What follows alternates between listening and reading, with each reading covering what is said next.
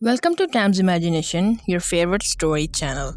So, today I'm going to tell you the last part of the Elara and the Blood Moon prophecy. They say every prophecy ends with sacrifice. Elara hoped that meant courage, but deep down she knew it meant blood.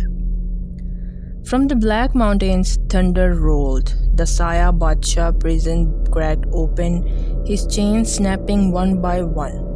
Every time the blood moon rose higher, his whisper grew louder. I am coming. Windmere burned with fear. Shadows walked the streets at night. The villagers no longer looked to Elara for answers, they only prayed she wouldn't fail.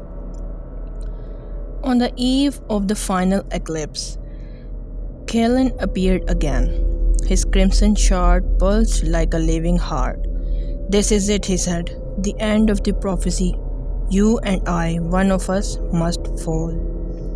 Elara raised her silver blade, but Kalen didn't strike. Instead, his voice cracked, half anger and half sorrow.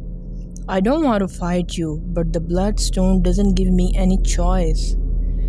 The shard's power writhed through him, twisted his body with shadow fire.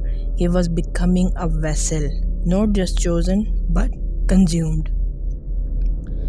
The blood moon eclipsed the sky, drowning the world in red. From the mountain, the Saya Bacha emerged at last, towering cloaked in endless chains of smoke. His voice shook the ground. My children, come to me.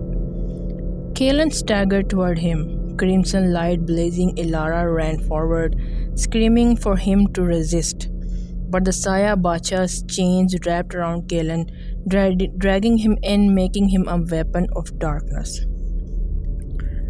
Elara raised her blade. The moonstone flared once more, but weaker than before. She realized the truth. The prophecy was never about defeating the Saya Bacha with power. It was about sacrifice. She reached for Kalen, pressing the moonstone against his shard. Silver and crimson collided, burning her hand to ash.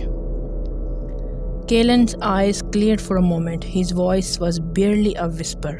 Finish it before he takes me. Elara's tears fell as she drove her blade into the shard. Light and shadow exploded together.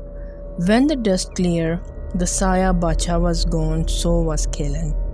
The bloodstone had shattered, sealing the Shadow King forever, but at the cost of its chosen one. Elara collapsed, her mark gone, her power faded. For the first time in weeks, the night was silent. The villagers gathered around her, not in fear but in awe. They whispered one word, Guardian. Elara looked up at the dawn breaking over Windmere. The blood moon had set. The prophecy was over, and she was just Elara again. They say every prophecy ends with sacrifice. For Elara, it ended with hope, because in the ashes of darkness, she chose the light. So kids, this was the stories, and how did you like it?